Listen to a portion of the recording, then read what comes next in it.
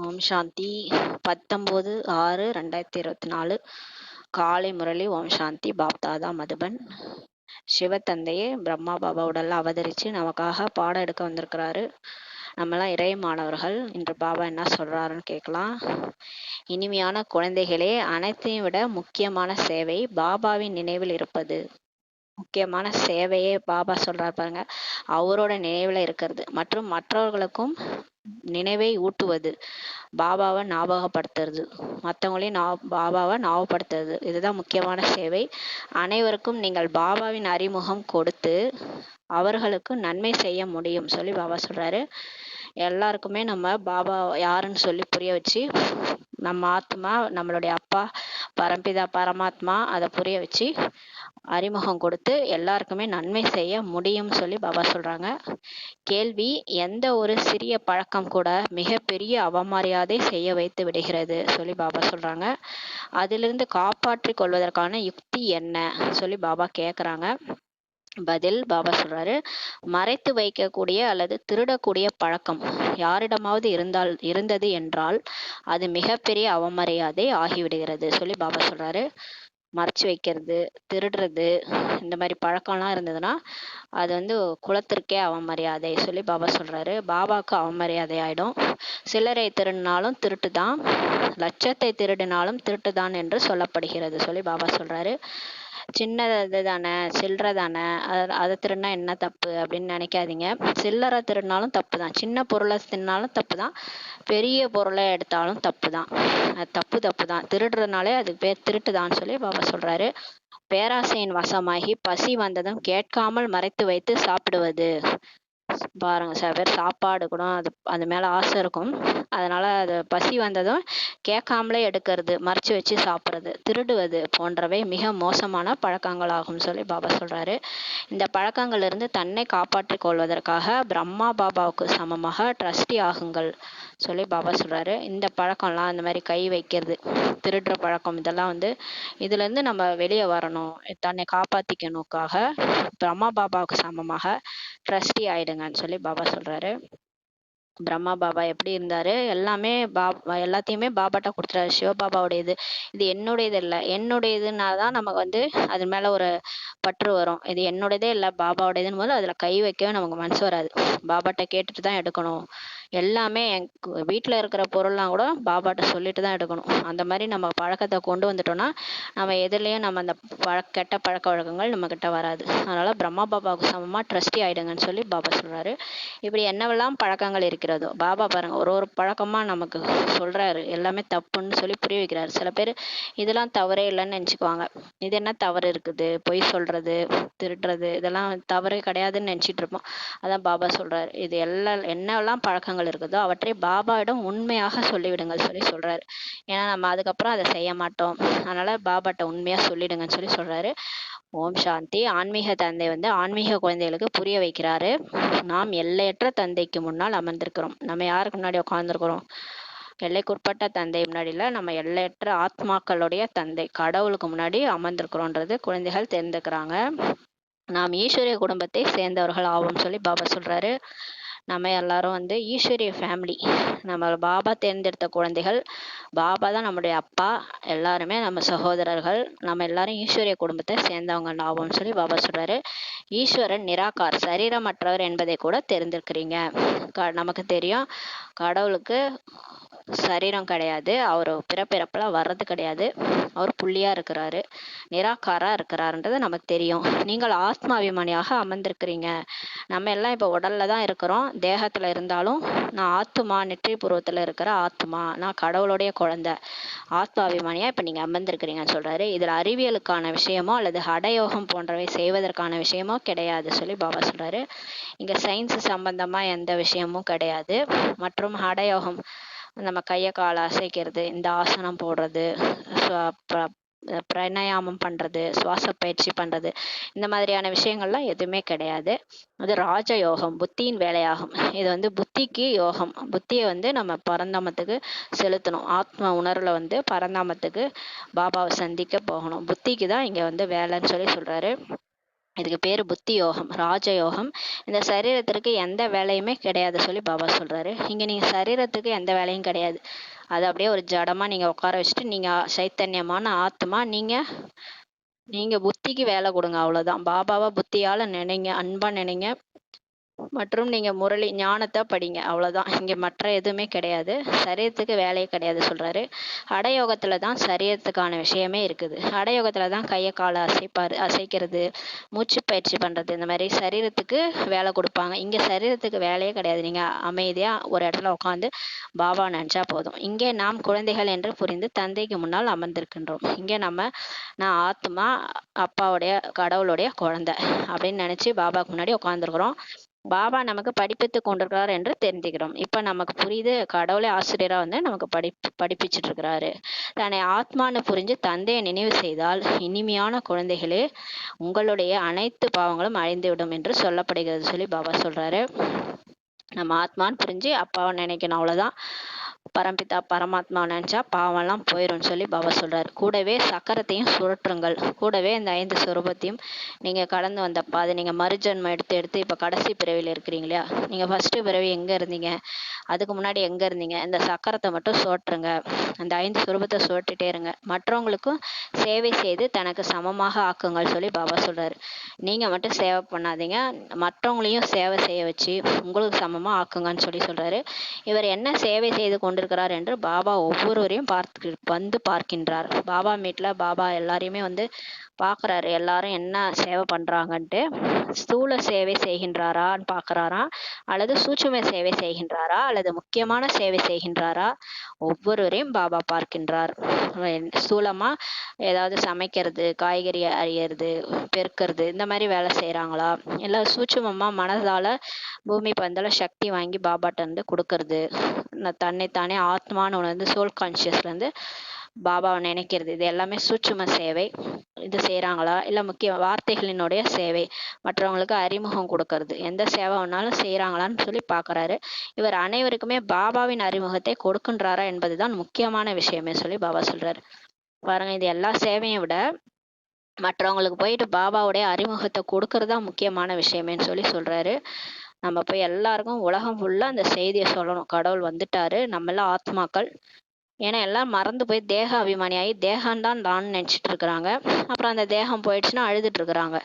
ஆனா உண்மையிலே நம்மளாம் ஆத்மா நடிக்க வந்திருக்கிறோம். ஆத்மாவுடைய அப்பா வந்து கடவுள் அப்படின்றத எல்லாருக்கும் புரிய வச்சு அந்த அந்த உயிர் தானம் கொடுக்குற மாதிரி அந்த பிரச்சனையில இருந்து, கவலையில இருந்து, பயத்துல இருந்து வெளியே வந்துருவாங்க. இதை நீங்க உங்களுக்கு கிடைச்ச ஞானத்தை நீங்க எல்லாருக்கும் சொல்லணும். இதுதான் முக்கியமான விஷயம். கடவுள் இருக்கிறார், நம்மளாம் அனாதை இல்லைன்னு சொல்லி பாபாவோட அறிமுகத்தை கொடுக்கறதா முக்கியமான சேவைன்னு சொல்றாரு.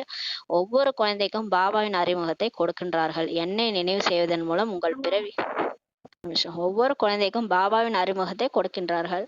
என்னை நினைவு செய்வதன் மூலம் உங்கள் பிறவிகளுக்கான பாவம் அழிந்துவிடும் என்று பாபா சொல்வதாக மற்றவர்களுக்கு புரிய வைக்கின்றார்கள். இப்ப நம்ம போய் சொல்லி புரிய வைக்கிறோம் எல்லாருக்குமே, பாபா யாருன்னு சொல்லி அவரை நினைச்சீங்கன்னா உங்க பிறவியான பாவம் அழிஞ்சிரும்னு சொல்லி நம்ம புரிய வைக்கிறோம். பாபா சொல்றாருன்னு சொல்லி புரிய வைக்கிறாங்கன்னு சொல்றாரு.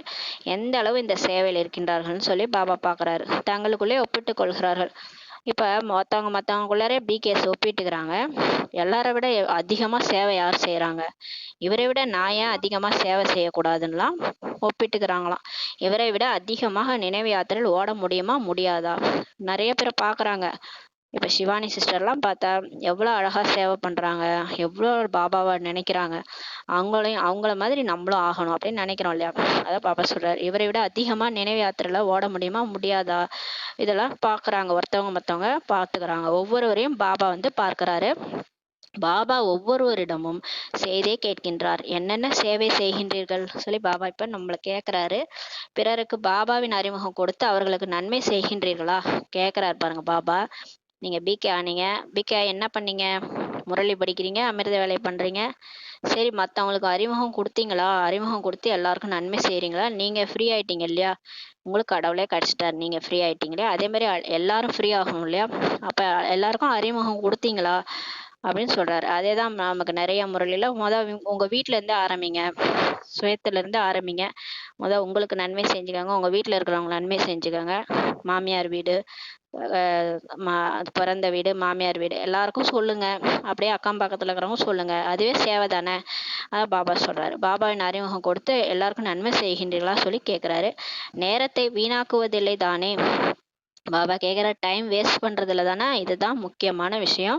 இந்த நேரம் அனைவரும் அனாதைகளாக இருக்கின்றனர். பாபா எதுக்கு சொல்றாருன்னா, எல்லாரும் கடவுளை கடவுளைன்னு கூப்பிடுறாங்க. ஆனா கடவுள் வந்து நேர்ல வர்றது இல்லை இல்லையா.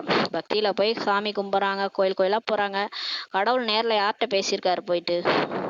அதனால பாபா எல்லாருமே அனாதையா இருக்கிறாங்க, கடவுளை தேடி அலையிறாங்க. போய் சொல்லுங்க, கடவுள் இருக்கிறாரு, அவர் எங்கள்கிட்ட பேசிட்டு இருக்கிறாரு, நீங்களும் அவரை உணருங்க, உங்கள்கிட்டயே பேசுவாருன்னு சொல்லி அவருக்கு போய் ஞானத்தை கொடுங்க சொல்லி சொல்றாரு. எல்லையற்ற தந்தையை யாருமே தெரிந்து கொள்ளவில்லை சொல்லி பாபா சொல்றாரு. பாருங்க, கடவுளே வந்து 100 வருஷமா ஒரு வேலையை 88 வருஷம் ஆகுது அவர் பூமிக்கு வந்து அவர் வேலையை செஞ்சுட்டு இருக்கிறாரு. ஆனாலும் யாருமே தெரிஞ்சுக்கல சொல்லி சொல்றாரு. தந்தையிடமிருந்து கண்டிப்பாக ஆசி கிடைக்கிறது. இப்ப பாபாட்ட இருந்து எல்லாருக்குமே, அவருடைய குழந்தைகள் எல்லாருக்குமே ஆசி கிடைக்குது. குழந்தைகளாகிய உங்களுக்கு முக்தி மற்றும் ஜீவன் முக்தி தாமம் ரெண்டுமே புத்தியில இருக்குது. இப்ப நமக்கு சாந்தி தாமமும் புத்தியில இருக்குது, சொர்க்கமும் புத்தியில இருக்கு சொல்லி சொல்றாரு. இப்போது நாம் படித்து கொண்டிருக்கிறோம். இப்ப நம்ம என்ன பண்ணிட்டு இருக்கோம், படித்து கொண்டிருக்கிறோம் என்பதை கூட குழந்தைகள் புரிந்து கொள்ள வேண்டும். பாபா சொல்றாரு, இப்பெல்லாம் நீங்க மாணவர்கள், ஸ்டூடெண்ட்ன்றத புரிஞ்சுக்கோங்க. இப்பதான் நீங்க படிச்சுட்டு இருக்கிறீங்க, பிறகு சொர்க்கத்துல வந்து ஜீவன் முக்திக்கான ராஜ்ய பாக்கியத்தை பெறுவார்கள் சொல்லி சொல்றாரு. மற்றபடி பிற தர்மத்தை சேர்ந்த ஆத்மாக்கள் யாருமே சொர்க்கத்துல இருக்க மாட்டாங்கன்னு சொல்லி பாபா சொல்றாரு. சொர்க்கத்துல இருக்கணும்னா ஜீவன் முக்தி அடையணும். இங்கேயே கடவுளுடைய வழிபடி நடந்து, ஸ்ரீமத் படி நடந்து, உடல்ல இருந்தே சோல் கான்சியஸ்ல ஆத்மா உணர்வுல வந்து தேகத்தை மறந்து கடவுள் நினைவுல எல்லாத்துல இருந்து முக்தி அடையணும். நீங்க எல்லாத்தையும் விடணும். இங்கேயே வந்து ஆசை, காமம், கோபம், பற்று, ஆசை, அகங்காரம், இந்த அஞ்சுத்தையும் நீங்க உடல்ல இருந்துகிட்டே விடணும். நீங்க விட்டீங்கன்னா உங்களுக்கு ஜீவன் முக்தி கிடைக்கும். யார் அந்த ஜீவன் முக்தி அடையறாங்களோ அவங்க தான் சொர்க்கத்துல போய் நடிக்க முடியும். அவங்க யாருமே கடவுள் பேச்சு கேட்காம, கடவுள் இவர்தானான்னு நம்பாம, அந்த 5 விகாரத்தையும் விடாம அது அப்படியே கடைசி வரைக்கும் வாழ்ந்துட்டு, கடைசியா கடவுளே வருவார், வந்து முக்தி கொடுக்குறாருன்னா, வலுக்கட்டாயமா உடம்புல இருந்து பிடிச்சி இழுத்துட்டு போறாருன்னா அதுக்கு பேர் முக்தி. அந்த முக்தி அடைஞ்சு நீங்க வந்து சொர்க்கத்துக்கு வர முடியாது. வேணும்னா நீங்க வந்து உங்க பாட்டு நடிக்கும் போது நீங்க வரலாம், ஆனா வந்து சொர்க்கத்துல ஜீவன் முக்தி அடைய முடியாது சொல்லி பாபா சொல்றாங்க. அதனால பிற தர்மத்தை சார்ந்தவங்களாம் சொர்க்கத்துல இருக்க மாட்டாங்க சொல்லி பாபா சொல்றாரு. நாம் மட்டும்தான் பாரதத்தில் இருப்போம் சொல்லி பாபா சொல்றாரு. இங்க யாரெல்லாம் பாபாவோட நேரடி குழந்தைகளா வந்து ஜீவன் முக்தி அடையறாங்களோ அவங்க பாரதத்துல ஆரம்பத்துல இருந்தே நடிப்பாங்க. புத்தியில என்னென்ன இருக்க வேண்டும் என்று பாபா குழந்தைகளுக்கு அமர்ந்து கற்றுக் கொடுக்கிறார். இப்ப பாபா உங்க புத்தியில என்னென்ன நினைக்கணும்னு சொல்லி கொடுக்குறாரு. பரந்தாமம், சொர்க்கம் எல்லாத்தையும் நினைக்கணும். இங்கே நீங்கள் சங்கம யுகத்துல இருக்கின்றீர்கள் என்றால் கண்டிப்பாக சாப்பிடுவது, பானங்கள் பருகுதல் கூட சுத்தமாக தூய்மையாக இருக்க வேண்டும் சொல்லி பாபா சொல்றாரு. நம்ம இப்ப வந்து பாபா குழந்தை ஆயிட்டோம், சங்கம யுகத்துல இருக்கிறதுனால நம்ம சாப்பிட்றது, குடிக்கிறது எல்லாம் சுத்தமா தூய்மையா இருக்கணும்னு சொல்லி சொல்றாரு.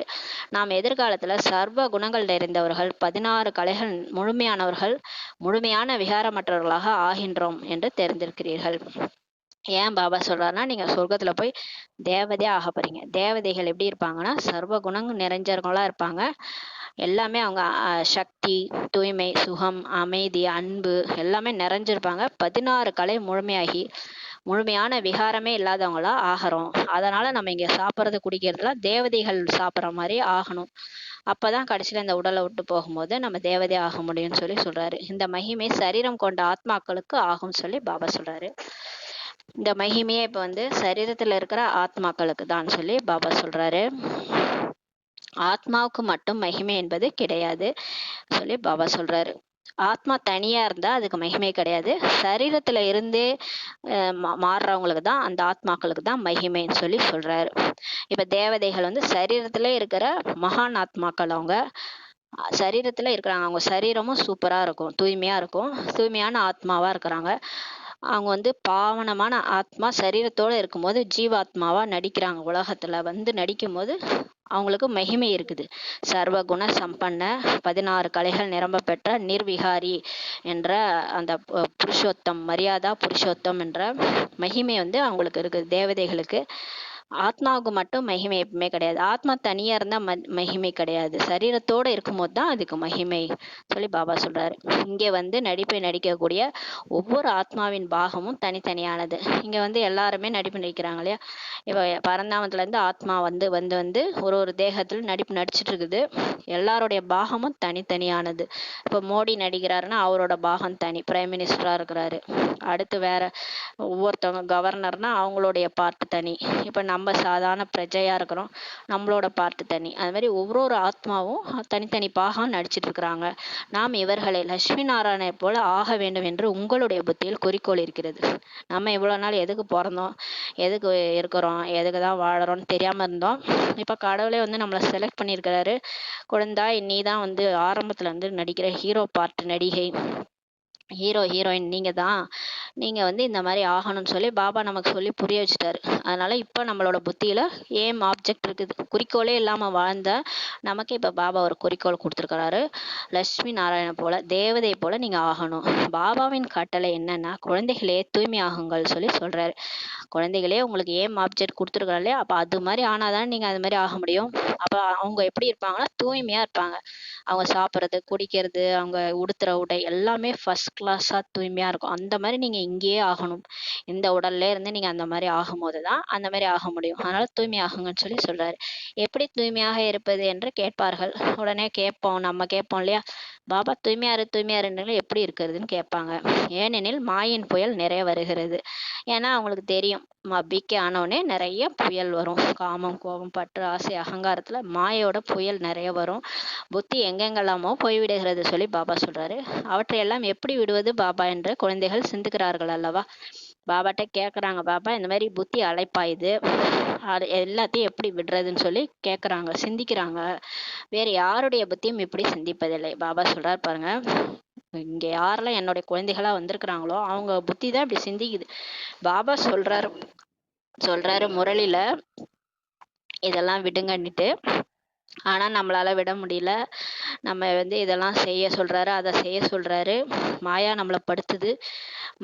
வெளியில இருக்கிற குழந்தைகள், கலியுகத்துல இருக்கிறவங்க யாரும் இதெல்லாம் யோசிக்க மாட்டாங்க. நம்மளோட புத்தி மட்டும்தான் எப்படி சிந்திக்குதுன்னு சொல்லி பாபா சொல்றாரு. தந்தை, ஆசிரியர், குரு கூட உங்களுக்கு கிடைத்திருக்கின்றார். இப்ப நமக்கு தான் தந்தையா கடவுளே கிடைச்சிருக்கிறாரு. ஆசிரியராகவும் அவரே தான், குருவாகவும் அவரே கிடைச்சிருக்கிறாரு. உயர்ந்ததிலும் உயர்ந்தவர் பகவான் என்பதை கூட நீங்களே தெரிந்திருக்கிறீங்கன்னு சொல்லி சொல்றாரு. வெளி உலகத்தினரும் சொல்லுவாங்க, உயர்ந்ததிலும் உயர்ந்தவர் பகவான் தான். நமக்கும் இப்ப தெரியும், அவர் தந்தை, ஆசிரியர், ஞான கடலும் ஆவார் சொல்லி சொல்றாரு. ஆத்மாக்களாகிய நம்மை தன் கூடவே அழைத்து செல்வதற்கு பாபா வந்திருக்கிறார். அவர் சத்குருவா வந்து நம்மளை கூடவே கூட்டி போக வந்திருக்கிறாரு. சத்யுகத்தில் மிக குறைந்த எண்ணிக்கையில் தேவி தேவதைகள் இருக்கிறார்கள். இந்த விஷயம் நமக்கு தெரியும். 9 லட்சம் பேர் தான் ஆரம்பிப்பாங்க சத்யுகத்துல, குறைஞ்ச எண்ணிக்கையில தான் இருப்பாங்க. இந்த விஷயங்கள் உங்களை தவிர யாருடைய புத்தியில இருக்காது. விநாசத்திற்கு பிறகு நாம் மட்டும்தான் இருப்போம் என்று உங்களுடைய புத்தியில் இருக்கிறது சொல்லி சொல்றாரு. இந்த உலகம் 800 கோடி மக்கள் இருக்காங்கல்ல, இது என்ன ஆகும், பாப்புலேஷன் எப்படி குறையும், எப்படி எல்லாம் ஒற்றுமை அடைவாங்க, என்ன ஆகும் உலகம்னு எல்லாருக்கும் கேள்வி. ஆனா பாருங்க, விநாசம் முடிஞ்சதும் நீங்க மட்டும்தான் இருப்பீங்க அப்படின்னு சொல்லி சொல்றாரு. ரொம்ப கம்மியான பேர் தான் இருப்பீங்கன்றது உங்களுக்கு தெரியும்னு சொல்லி பாபா சொல்றாரு. மற்ற இந்த அனைத்து தர்மங்கள், கண்டங்கள் போன்றவையே இருக்காது சொல்லி பாபா சொல்றாரு. அமெரிக்கா, ரஷ்யா இந்த மாதிரி மற்ற கண்டங்கள்லாம் எதுவுமே இருக்காது. பாரதம் மட்டும்தான் ஆளிலை ஷேப்ல, ஆளிலையில கிருஷ்ணர் வந்தாருன்னு காமிச்சிருக்காங்கல்ல, அந்த மாதிரி பாரதம் மட்டும்தான் அந்த ஷேப்ல இருக்கும். மற்றதெல்லாம் தண்ணிக்குள்ள போயிடும்னு சொல்லி உங்களுக்கு தெரியும்னு சொல்லி சொல்றாரு. நாம் தான் உலகத்திற்கே எஜமானராக இருப்போம். அப்ப அந்த பாரத கண்டத்துல நம்ம தான் உலகத்துக்கே எஜமானராக ஆகும்னு சொல்லி பாபா சொல்றாரு. நம்முடைய ஒரு ராஜ்யம் மட்டும்தான் இருக்கும்னு சொல்லி பாபா சொல்றாரு. அப்ப நம்மளுடைய ஒரே ராஜ்யம் தான், ஒரே தர்மம், ஒரே ராஜ்யம், லட்சுமி நாராயணுடைய ராஜ்யம் நடக்கும்னு சொல்லி பாபா சொல்றாரு. மிகுந்த சுகம் நிறைந்த ராஜ்யமாக இருக்கும். ஆனா அந்த ராஜ்யம் துக்கமே இருக்காது, ரொம்ப சுகம் நிறைந்த ராஜ்யமா இருக்கும். மற்றபடி அதில் விதவிதமான பதவி வகிப்பவர்கள் இருப்பார்கள். அங்க கூட ராஜா, ராணி, பிரஜைகள், வேலைக்காரன், வேலைக்காரி எல்லாருமே இருப்பாங்க. முதல் தரமான பிரஜை, 2ஆம் தரமான பிரஜைன்ட்டு விதவிதமான ஆட்கள் அங்க பதவி வகிப்பவங்க இருப்பாங்கன்னு சொல்லி சொல்றாரு. நம்முடைய பதவி என்னவாக இருக்கும், நாம் எந்த அளவு ஆன்மீக சேவை செய்கின்றோம், பாபா கூட கேட்கின்றார். அப்ப நம்ம யோசிக்கணும். இப்ப நம்ம அங்க போறோம்னா சொர்க்கத்துல நம்ம பதவி என்னவா இருக்கும், நம்ம எந்த அளவுக்கு ஆன்மீக சேவை செய்யறோம்னு பார்க்கணும். பாபா கூட கேட்கிறாரு. பாபா அனைவருடைய மனதுக்குள் இருப்பதை அறிபவர் என்பதெல்லாம் கிடையாது. பாபா அந்தர்யாமி. நம்ம என்ன நினைக்கிறோம் எல்லாம் தெரியும்லாம் கிடையாது பாபாவுக்கு.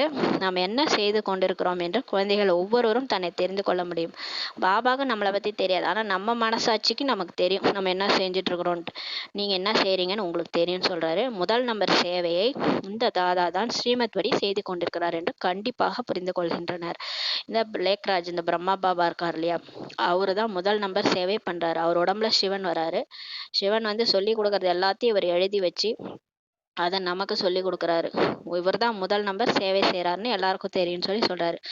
அடிக்கடி பாபா புரிய வைக்கின்றார், இனிமேல் இனிமையான குழந்தைகளே தன்னை ஆத்மான்னு புரிஞ்சுக்கோங்க, தேக அபிமானத்தை விடுங்கன்னு சொல்லி பாபா சொல்றாரு. ஆத்மா என்று எவ்வளவு நேரம் புரிந்து கொள்கின்றீர்கள், செக் பண்ணுங்கன்றாரு. நாம் ஆத்மா என்பதை உறுதியாக்க வேண்டும் சொல்றாரு. ஏன்னா நம்ம இவ்வளோ நாள் தேக உணர்வுல இருந்து நான் தான் இந்த தேகம், இந்த தேகம் தான் நான், என்னை சுற்றி இருக்கிறவங்களாம் தேகங்கள் தான், இவங்க தான் என்னுடைய உறவினர்கள் அப்படின்னு நினச்சிட்டு இருக்கிறோம். ஆனால் உண்மையிலே நம்ம ஆத்மா. இந்த உடலை விட்டு போயிட்டா அந்த உடல் அழிஞ்சிரும். ஆனால் நம்மளாம் ஆத்மான்றதை நம்ம இப்போதான் புரிஞ்சுக்கிட்டோம் பாபா சொன்ன பிறகுதான். அதனால அதை உறுதியாக்கிருங்க, நம்ம ஆத்மான்றதை உறுதியாக்கிருங்கன்னு சொல்றாரு. பாபாவை நினைவு செய்ய வேண்டும். ஆத்மான்னு உறுதி செஞ்சுக்கிட்டு அப்புறம் பாபாவை நினைங்களேன். இப்போ அவ்வளோ சக்தி நமக்கு கிடைக்கும். ஆத்மாவுக்கும் சக்தி ஏறும், பேட்டரி சார்ஜ் ஆகும். இதன் மூலம்தான் படகு கரை சேர்க்கிறது பாபா சொல்றாரு. குழந்தைகளே, தேக அபிமானத்துல வந்து சாதாரணமாக சாப்பிட்டுட்டு தூங்கிட்டு நம்ம மாட்டை எப்பயும் போல இருந்தோம்னா நமக்கு ஆத்மால பேட்டரி லோ ஆயிட்டே போகும். நீங்க பாபாவை சோல் கான்சியஸ்ல ஆத்ம உணர்வுல இருந்து பாபா நினைக்க நினைக்க தான் படகு கரை சேரும்னு பாபா சொல்றாரு. அப்பதான் சார்ஜ் ஆகும். அப்ப ஆத்மா சக்திசாலியா ஆகும்னு சொல்றாரு. நினைவு செய்து செய்து பழைய உலகத்துல இருந்து புது உலகத்திற்கு சென்று விடுவோம் பாபா சொல்றாரு.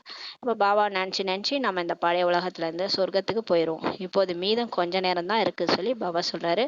பிறகு நாம் நம்முடைய சொர்க்கத்திற்கு சென்று விடுவோம். முக்கியமானதே ஆன்மீக சேவை தான். இப்ப கொஞ்சம் டைம் தான் இருக்கு, அந்த டைம்லயே சேவை பண்ணுங்க. உங்களுக்கு தெரிஞ்சவங்களுக்கெல்லாம் பாபாவுனுடைய அறிமுகம் கொடுக்குறது இது அனைத்தையும் விட சகஜமான விஷயமாகும். ரொம்ப ஈஸியானது. ஆத்மா, நம்ம எல்லாம் ஆத்மா, நம்மளுடைய அப்பா கடவுள், இது சொல்லி புரிய வைக்கிறதுக்கு எவ்வளோ நேரம் ஆகும்? ஈஸியா சொல்லணும். எல்லாருக்கும் இது சகஜமான விஷயத்த புரிய வைங்க. ஸ்தூல சேவை செய்யறதுல, உணவு சமைப்பதுல, உணவு சாப்பிடுவதில் கூட உழைப்பு தேவைப்படுகிறது சொல்றாரு. இதில் பாபாவின் அறிமுகத்தை கொடுப்பதில் உழைப்பிற்கான எந்த விஷயமே இல்லை சொல்றாரு. பாருங்களேன், சென்டரில் போய் சமைக்கிறது, உணவு சாப்பிட்றதுல கூட உங்களுக்கு முயற்சி தேவைப்படுது, உழைப்பு தேவைப்படுது. ஆனால் பாபா அறிமுகத்தை கொடுக்கறதுல உழைப்பே கிடையாது, ரொம்ப ஈஸின்றாரு. தன்னை ஆத்மா என்று மட்டும் புரிந்து கொள்ள வேண்டும். ஆத்மான்னு புரிஞ்சுக்கோங்க, அவ்வளவுதான். ஆத்மா அழியாதது, சரீரம் அழியக்கூடியது. இது சொன்னாலே புரிஞ்சுக்குவாங்க இல்லையா எல்லாருமே. கண்டிப்பா நான் வந்து அவங்க வீட்டுல ஏதாவது டெத் நடந்திருக்கும், அதை வச்சே புரிஞ்சுக்குவாங்க. அந்த சரீரம் அழிஞ்சிரும், அந்த ஆத்மா அழியாது. அவங்க மறுபிறப்பு எடுக்க போயிட்டாங்க. நம்ம எல்லாருமே ஆத்மா. நம்மளுடைய அப்பா தான் பரம்பிதா பரமாத்மா, அவர் தான் கடவுள், உலகத்துக்கே ஒரே கடவுள். இதை சொல்லி புரிய வைங்க. ஆத்மா தான் முழு நடிப்பையும் நடிக்கிறது பாபா சொல்றாரு. இந்த ஆத்மா தான் இந்த பாகத்தை எடுத்து நடிக்குது. விதவிதமான உடல் எடுத்து பல பிறவிகள் எடுத்து நடிப்பு நடிக்குது. எப்போது விநாசத்தின் நேரம் வருகின்றதோ அப்போது இந்த படிப்பை பாபா ஒரே ஒரு முறைதான் வந்து கொடுக்கின்றார். எப்ப இந்த கடைசி நேரம் சங்கமேகம் களி முத்தி போய் எங்க பார்த்தாலும் அதர்மம் நடக்குதோ, விநாசம் நேரம் வருதோ, அப்பதான் பாபா வந்து இந்த படிப்பை சொல்லி கொடுக்குறாரு. புதிய உலகமே தேவி தேவதைகளுடையது ஆகும். ஆனா நம்மளோட புது உலகம் வந்து தேவி தேவதைகள் வாழற உலகம். அங்க கண்டிப்பாக நம்ம செல்ல வேண்டும் சொல்றாரு. மற்றபடி முழு உலகமே சாந்தி தாமம் செல்ல வேண்டும்.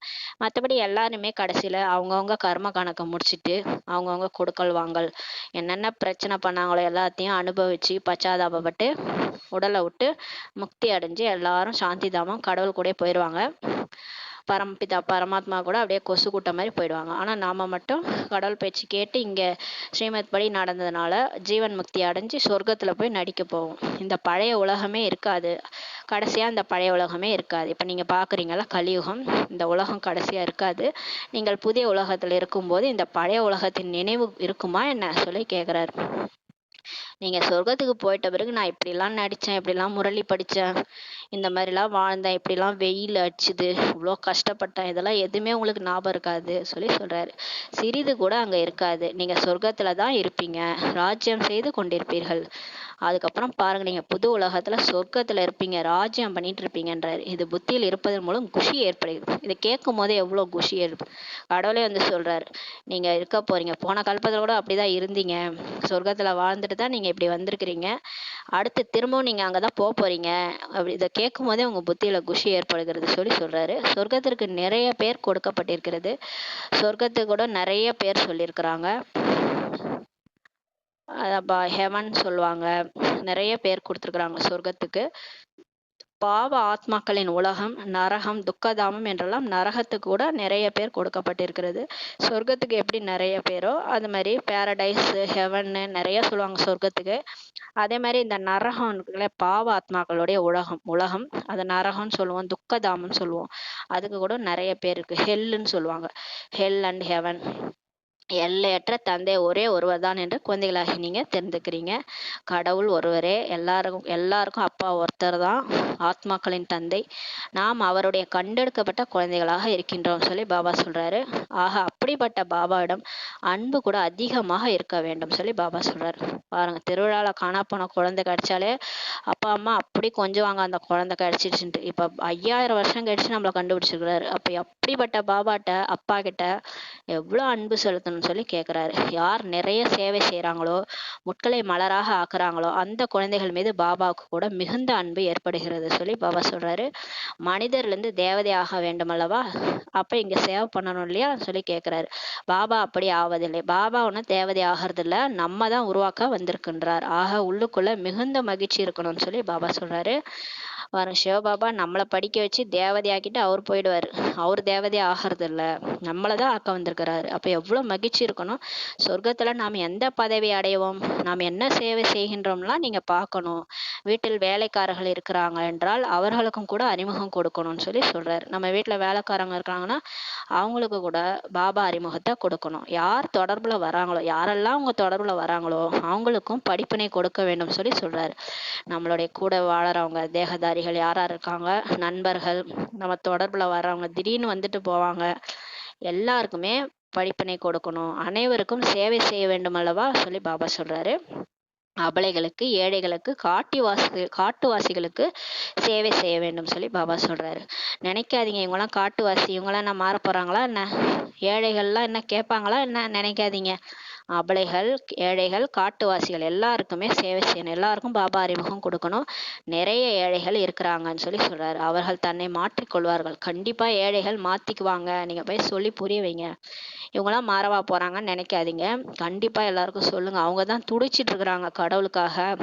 உங்க அறிமுகம் கொடுத்துட்டீங்கன்னா மாறுவாங்கன்றாரு. பாவம் எதுவுமே செய்ய மாட்டாங்க. நீங்க உண்மையெல்லாம் சொல்லிட்டீங்கன்னா, கர்மாவனுடைய ரகசியம் எல்லாம் சொல்லிட்டீங்கன்னா பாவமே செய்ய மாட்டாங்க. ஞானம் இல்லை என்றால் பாவ கர்மம் செய்து கொண்டே இருப்பார்கள். இப்ப உலகத்துல ஞானமே இல்லாதனாலதான் பாவம் செஞ்சுட்டு இருக்கிறாங்க. பொய், திருட்டு கூட எவ்வளவு இருக்கிறது என்று பார்க்கின்றீர்கள். நிறைய பேர் பொய் பேசுறாங்க, திருட்டு இதெல்லாம் நடக்குது இல்லையா, இதெல்லாம் கூட எவ்வளவு நடக்குதுன்னு நீங்க பார்த்துட்டு இருக்கீங்க.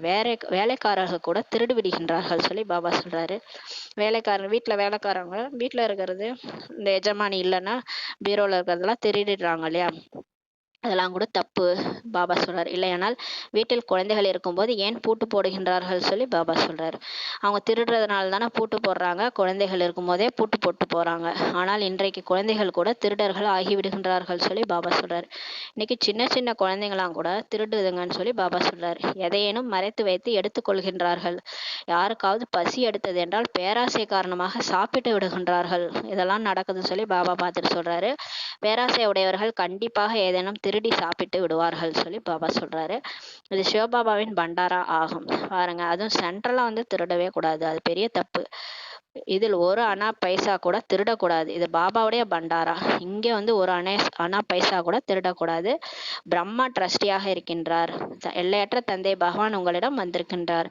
பகவானுடைய வீட்டில் எப்போதாவது யாராவது திருடுவார்களா என்ன சொல்லி பாபா கேட்கிறார். பாருங்க, முத வந்தவங்க தெரியாம கூட செய்யலாம். அவங்க டெய்லி பாடம் கவனிக்கிறவங்க இதை செய்ய மாட்டாங்க. பாபா சொல்றார், பகவானுடைய வீட்டுல யாராவது திருடுவார்களா என்ன சொல்லி பாபா சொல்றார். கனவில் கூட திருட மாட்டார்கள். கனவுல கூட திருடக்கூடாது. உயர்ந்ததிலும் உயர்ந்தவர் சிவ பகவான் என்று நீங்கள் தெரிந்திருக்கின்றீர்கள். நாம் அவருடைய குழந்தைகள் ஆவோம். ஆகையால் நாம் தெய்வீக காரியம்தான் செய்ய வேண்டும் சொல்லி பாபா சொல்றார். எப்பேற்பட்ட கடவுளுடைய குழந்தைகள் யாராவது திருடுவாருங்களா?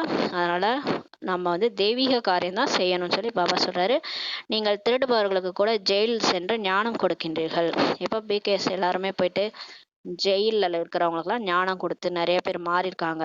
ஒரு பிரதர் கூட சொன்னாரு, இந்த மாதிரி ஒருத்தர் நிறைய கொலை செஞ்சவரை பிகேவாகி மாறி இப்ப நல்லவரா மாறிட்டாரு. கடவுளால தான் மாத்த முடியும். இந்த மாதிரி அதிசயம்லாம் அற்புதம்லாம் கடவுளால மட்டும்தான் செய்ய முடியும். அதனால நிறைய பிகேஸ் போயிட்டு ஜெயில்ல கூட ஞானம் கொடுக்குறாங்க. ஜெயில்ல கூட இந்த சேவையெல்லாம் செய்யறோம். நம்ம பாரதத்துக்கு நீங்க என்ன சேவை செய்றீங்கன்னு கேக்குறாங்க இல்லையா? இந்த சேவை தான் நம்ம செஞ்சுட்டு இருக்கிறோம். நம்ம பிரம்மா குமாரிகள் மூலமா உலகத்துக்கே நன்மை தான் நடந்துட்டு இருக்கு. உயிர் தானம் கொடுத்துட்டு இருக்கிறோம்.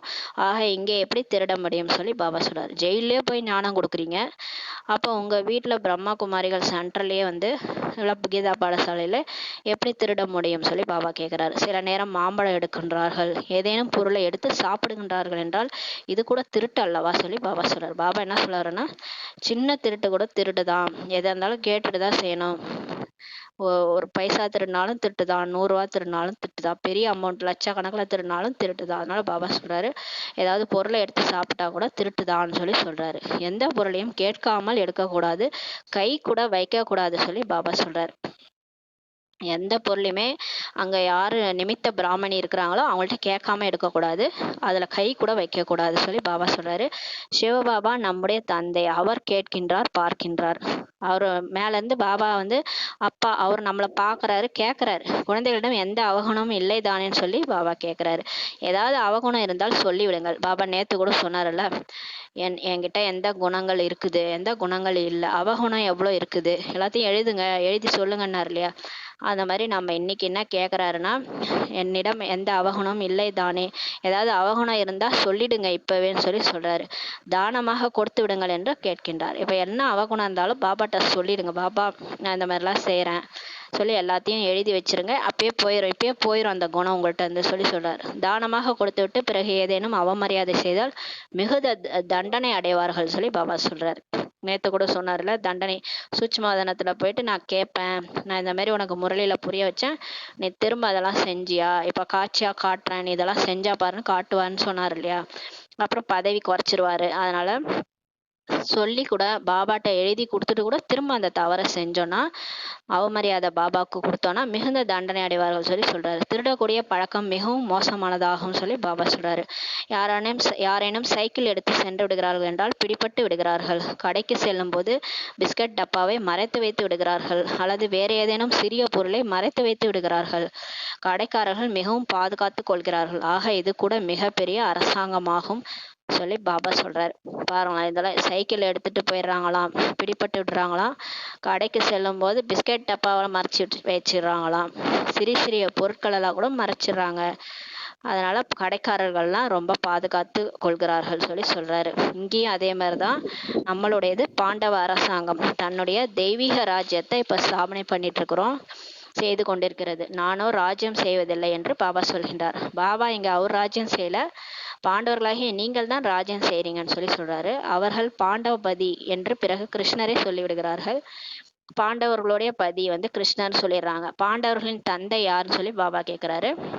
இப்ப நம்ம எல்லாம் பாண்டவர்கள், பஞ்ச பாண்டவர்கள், நம்ம குறைவா இருக்கிறோம். பூலோகத்திலே நம்ம கடவுளுடைய குழந்தைகள் கம்மியா இருக்கிறோம். மற்றவங்க எல்லாருமே கௌரவர்கள் தான் நிறைய பேர். கடவுளை நம்பாதவங்க தான் அதிகம் பேர் இருக்கிறாங்க. அதனால அவங்களாம் கௌரவர்கள். நம்ம பாண்டவர்களுடைய அப்பா யாருன்னா அவர் தான் இப்ப நமக்கு முன்னாடி உட்கார்ந்துருக்கிறாரு என்று நீங்கள் தெரிந்திருக்கிறீர்கள் சொல்லி சொல்றாரு.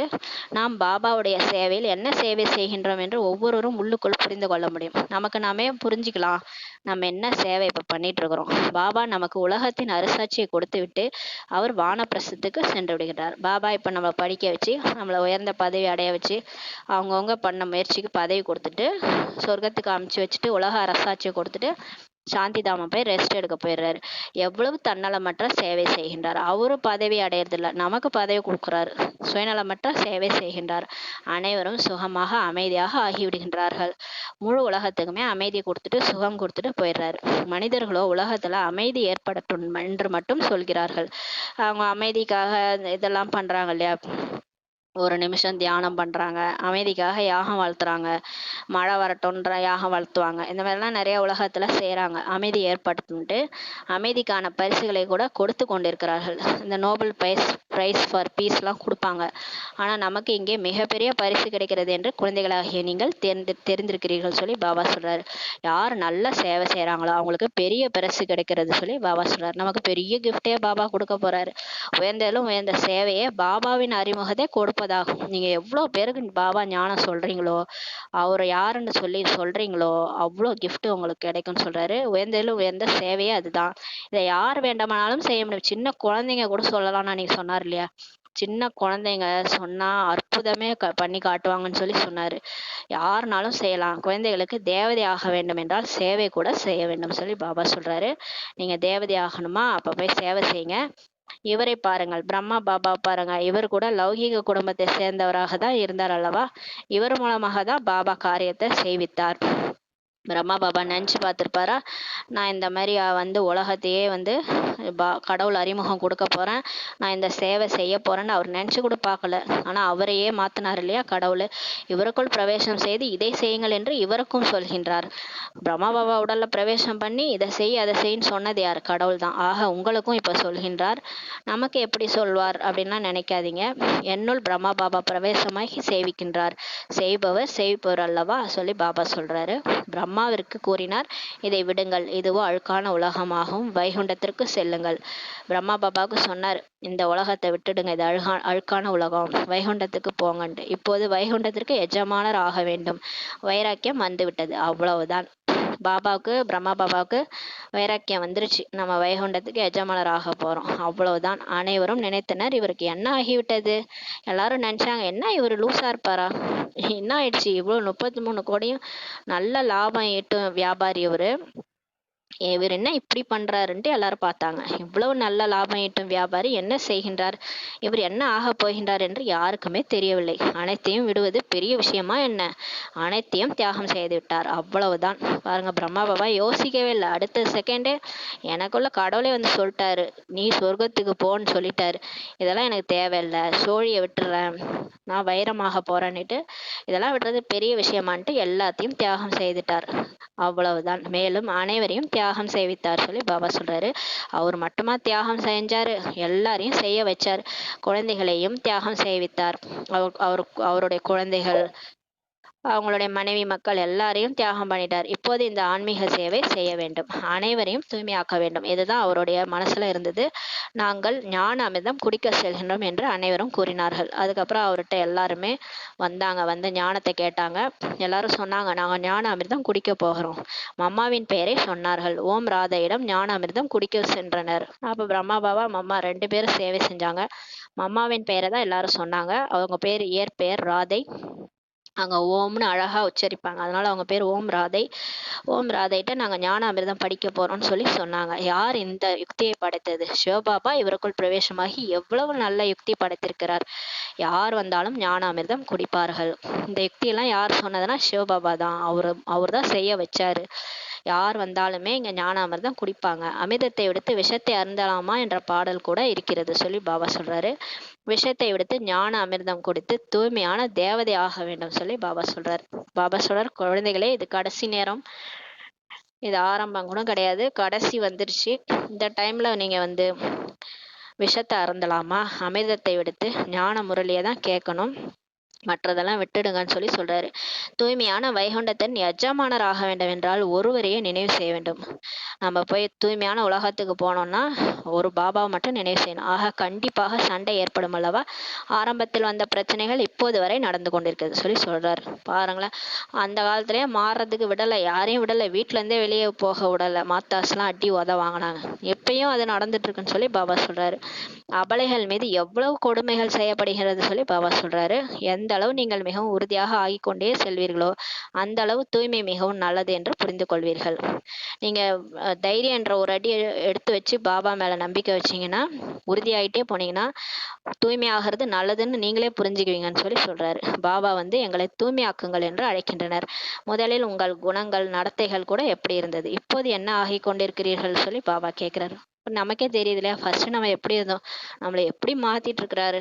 முன்பு தேவதைகள் முன்னால் சென்று நாங்கள் பாவிகளாக இருக்கிறோம் என்று கூறினீர்கள், இப்போது அப்படி சொல்லவே மாட்டீர்கள் சொல்லி பாபா சொல்றார். ஏனெனில் நாம் இப்போது தேவதையாக ஆகி கொண்டிருக்கிறோம் என்று தெரிந்திருக்கிறீர்கள் சொல்லி பாபா சொல்றாங்க. நாம் எந்த அளவு சேவை செய்கின்றோம் என்று குழந்தைகள் தனக்குத்தான் கேட்டுக்கொள்ள வேண்டும். உணவு சமைப்பவர்கள் உங்களுக்காக எவ்வளவு சேவை செய்கிறார்கள். சென்டர்ல கூட உணவுலாம் போக் சமைக்கிறாங்க பாருங்க, எவ்வளோ கஷ்டப்படுறாங்க, அவங்களுக்கு எவ்வளோ புண்ணியம் கிடைக்கிறது சொல்லி பாபா சொல்றாரு. நிறைய பேருக்கு சேவை செய்யும்போது எல்லாருடைய ஆசீர்வாதமும் அவர்களுக்கு கிடைக்கிறது. யார் உணவு சமைக்கிறாங்களோ அவங்களுக்கு ஆசீர்வாதம் கிடைக்குது சொல்லி பாபா சொல்றாரு. நிறைய மகிமைகள் எழுதுகின்றனர், அனைத்தும் உணவு சமைப்பவர்களின் அதிசயமாகும் சொல்லி பாபா சொல்றாரு. எவ்வளவு ஏற்பாடுகள் செய்யப்படுகிறது சொல்லி பாபா சொல்றாரு. இது ஸ்தூல சேவை ஆகிவிடுகிறது. ஸ்தூலமான சேவை இல்லையா, அந்த உணவு ஏற்பாடு பண்றது எல்லாம், அது வந்து ஸ்தூல சேவை சொல்றாரு. சூட்சும சேவையும் செய்யணும், குழந்தைகள் சூட்சும சேவை செய்யணும். குழந்தைகள் சொல்கின்றனர், பாபா இந்த 5 பூதங்கள் மிகவும் கடுமையாக இருக்கிறது, நினைவில் இருக்கவே விடுவதில்லை. பாபா இந்த காமம், கோபம், பற்று, ஆசை, அகங்காரம் ஏதாவது ஒண்ணு வந்து சிக்கிக்குது, ஒரே சிந்தனை ஏதாவது ஓடிட்டே இருக்குது, எதையாவது பிரச்சனை, இந்த லௌகீக வாழ்க்கையில இருக்கிற பிரச்சனையே தான் புத்தியில ஓடுது, உங்களை நினைக்க முடியல அப்படின்னு சொல்லி சொல்றாங்க. பாபா சொல்கின்றார், குழந்தைகளே, சிவபாபா நினைவிலிருந்து உணவு சமயங்கள், ஒரு சிவபாபாவை தவிர வேறு யாருமே இல்லை, அவர்தான் உதவி செய்கின்றார் சொல்லி பாபா சொல்றாரு. அவரை நினைச்சு சாப்பாடு செய்யுங்க, எல்லாமே மாறிடும்ன்றாரு. அந்த சாப்பாடு சாப்பிடுங்க. நமக்கு ஒரு சிவபாபா தவிர வேற யாருமே இல்லை, அவர்தான் உதவி செய்கின்றார் சொல்லி பாபா சொல்றாரு. நான் அவருடைய குடைநிழலில் சென்றேன் என்ற பாடல் கூட இருக்கிறது அல்லவா. சத்தியுகத்துல இப்படி சொல்வார்களா என்ன. இப்போது நீங்கள் பாபாவுடைய குடைநிழலில் வந்துள்ளீர்கள் சொல்லி பாபா சொல்றாரு. இப்ப பாபாவுடைய 1000 கரங்களுடைய பாபா நம்ம தலை மேல குடைநிழலா இருக்கிறாரு சொல்லி சொல்றாரு. யாருக்கேனும் பூதம் வந்து விட்டால் மிகவும் வேதனைப்படுகிறார்கள். அசுத்தமான ஆத்மா வருகிறது. உங்களுக்குள் எவ்வளவு பூதங்கள் இருக்கின்றன. இந்த ஏதாவது பேய் பிடிச்சிச்சுன்னா ரொம்ப கஷ்டப்படுறாங்க இல்லையா. அசுத்தமான ஆத்மா வந்து உடம்புல பிரவேசம் ஆயிடுது. ஆனா உங்களுக்குள்ள எவ்வளவு பூதம் இருக்குதுன்னு சொல்லி சொல்றாரு. நமக்குள்ள என்ன பூதம் இருக்கு. காமம், கோபம், பேராசை, மோகம், இந்த மாதிரி நிறைய பூதம் இருக்குது. இந்த பூதங்கள் உங்களை மிகவும் வேதனைப்பட வைக்கிறது சொல்லி பாபா சொல்றாரு. அந்த அசுத்த ஆத்மா யாருக்காவது துக்கம் கொடுக்குது. ஆனா இந்த 5 பூதங்கள், பஞ்ச விகாரங்கள் நமக்கு 2500 வருடங்களா வந்து கொண்டே இருக்கிறது என்று உங்களுக்கு தெரியும் சொல்லி பாபா சொல்றாரு. அந்த பேய் பிடிக்குது இல்லையா, அந்த பேய் அந்த உடலை போட்டு பிரச்சனை பண்ணி அவங்கள கஷ்டப்படுத்தும். ஆனா நீங்க, உங்களுக்கு இந்த 5 பேய் பிடிச்சிருக்குது. அந்த 5 பேய் 2500 வருஷங்களா, 2500 வருஷங்களா இந்த பேய் பிடிச்சிருக்குது நமக்கு சொல்லி சொல்றாரு. நீங்க அதனால எவ்வளவு துக்கம் அடைந்தீங்கன்னு சொல்லி பாபா சொல்றாரு. இந்த 5 பூதங்கள் நம்ம ஒன்றுமில்லாததாக ஆக்கிவிட்டது. நம்ம உண்மையிலே இப்போ ஒன்றும் இல்லாத பிச்சைக்காரனா இருக்கிறதுக்கு காரணமே இந்த 5 விகாரம் தான் சொல்லி பாபா சொல்றாரு. தேக அபிமானம் நம்பர் 1 பூதமாகும். முதல் பூதமே தேக அபிமானம். நான் தான் இந்த தேகம்னு நினைச்சுனுக்கிறது தான் முதல் பூதம். 2வது காமம். காமம் கூட மிகப்பெரிய பூதமாகும். இது கூட உங்களை எவ்வளவு துன்புறுத்தி இருக்கிறது, இதை கூட பாபா தான் சொல்லியிருக்கிறார். கல்பமாக இந்த பூதம் உங்களுக்குள் வருகிறது சொல்லி பாபா சொல்றாரு. ராஜா ராணி போலதான் பிரஜைகளும், அனைவருக்குமே பூதம் பிடிச்சிருக்கு. எப்படி ராஜா ராணியா அப்படிதான் பிரஜைகள். ராஜா ராணி எப்படி அழுக்கா இருக்கிறாங்களோ பிரஜைகளும் அதே மாதிரிதான் இருப்பாங்க. நீங்க மாறினாதான் உங்க பிரஜைகளே மாறுவாங்கன்னு சொல்லி சொல்றாரு. ஆக இதை பூதங்களின் உலகம் என்று சொல்லலாம் சொல்லி பாபா சொல்றாரு. இப்போ உலகமே 5 விகாரம் தான், அது செஞ்சாதான் ரைட். நல்லவங்களுக்கே காலம் கிடையாது, கெட்டவங்களுக்கு தான் காலம் இல்லையா. இது பூதங்களின் உலகம் சொல்லி பாபா சொல்றாரு. ராவண ராஜ்யம் என்றாலே அசுர ராஜ்யம் ஆகும் சொல்லி பாபா சொல்றாரு. சத்தியுகம் திரேதாயுகத்துல பூதமே இருப்பதில்லை. சத்தியுகம் திரேதாயுகம் ராமருடைய ராஜ்யம். அங்க வந்து 5 விகாரங்களே இருக்காது. ஒரு பூதம் கூட எவ்வளவு துக்கம் கொடுக்கறது சொல்லி பாபா சொல்றாரு. ஏதாவது ஒரு பூதம் இருந்தா கூட துக்கம் கொடுக்குது. இதை பற்றி யாருக்குமே தெரியாது. 5 விகாரங்கள் என்ற ராவணனின் பூதம் ஆகும் சொல்லி சொல்றாரு. காமம், கோபம், பற்று, ஆசை, அகங்காரம் வந்து இந்த ராவணனுடைய பூதம். இதுல இருந்து பாபா வந்து நம்மளை விடுவிக்கிறார். உங்களில் கூட யார் புத்திசாலியா இருக்கிறாங்களோ அவங்களுடைய புத்திக்கு தான் இது புரிகிறது சொல்லி சொல்றாரு. இந்த பிறவியில் அப்படி எந்த ஒரு விகாரத்தின் காரியம் செய்து விடவே கூடாது. திருடி விட்டார், தேக அபிமானம் வந்து விட்டது என்றால் விளைவு என்னவாக இருக்கும். பதவி குறைந்து போயிடும். யாராவது திருடுனீங்கன்னா உங்க பதவி குறைஞ்சு போயிடும் சொல்லி சொல்றாரு. எதையாவது திருடி விடுகிறார்கள். சில்லறை திருடினாலும் திருட்டுத்தான், லட்சத்தை திருடினாலும் திருட்டுத்தான் என்று சொல்கிறார்கள். நரகத்திற்கு கூட நிறைய பெயர்கள் பாடப்பட்டிருக்கிறது. யஞத்தில் இது போன்ற காரியம் ஒருபோதும் செய்யக்கூடாது. அதுவும் பாபா குழந்தையாயிட்டு சென்டர்ல வந்து எதையுமே திருடக்கூடாது, கேட்காம எதையுமே எடுக்கக்கூடாது, சாப்பாடு கூட கேட்காம எடுக்கக்கூடாதுன்னு சொல்லி சொல்லிட்டாரு. பழக்கம் வந்து விட்டால் பிறகு போகவே போகாது. யாருக்கு அந்த பழக்கம் இருக்குதோ அது போகாதுன்னு சொல்றாரு. எவ்வளவு தலையை உடைத்துக் கொள்கின்றனர். இதனால அதை விடுறதுக்கு, அந்த பழக்கம் ஏற்பட்டுச்சுன்னா அதை விடுறதுக்கு கஷ்டப்படுறாங்கன்னு சொல்லி பாபா சொல்றாரு. நல்லது. இனிமையான காணாமல் போய் கண்டெடுக்கப்பட்ட செல்ல குழந்தைகளுக்கு தாயும் தந்தையுமான பாப்தாதாவின் அன்பு நினைவுகள் மற்றும் காலை வணக்கங்கள். ஆன்மீக குழந்தைகளுக்கு ஆன்மீக தாய் தந்தையின் நமஸ்தே. நாம் ஆன்மீக குழந்தைகள் ஆன்மீக தாய் தந்தைக்கு நமஸ்தே. தாரணைக்கான முக்கிய சாரம். ஃபர்ஸ்ட் பாயிண்ட், ஸ்தூல சேவையின் கூடவே சூட்சும மற்றும் முக்கியமான சேவையும் செய்யணும். முக்கியமான சேவையை பாபா அறிமுகம் கொடுக்கிறது. அனைவருக்கும் பாபாவின் அறிமுகம் கொடுப்பது, ஆத்மாக்களிற்கு நன்மை செய்வது, நினைவு யாத்திரையில் இருப்பது, இவைதான் உண்மையான முக்கியமான சேவையாகும். பாபான்னு நினைக்கிறது, பாபாவுக்கு அறிமுகம் கொடுக்கறது தான் முக்கியமான சேவை. இந்த சேவையில் சதா ஈடுபட்டு இருக்க வேண்டும். தன்னுடைய நேரத்தை டைமை வீணாக்க கூடாது சொல்லி சொல்றாரு.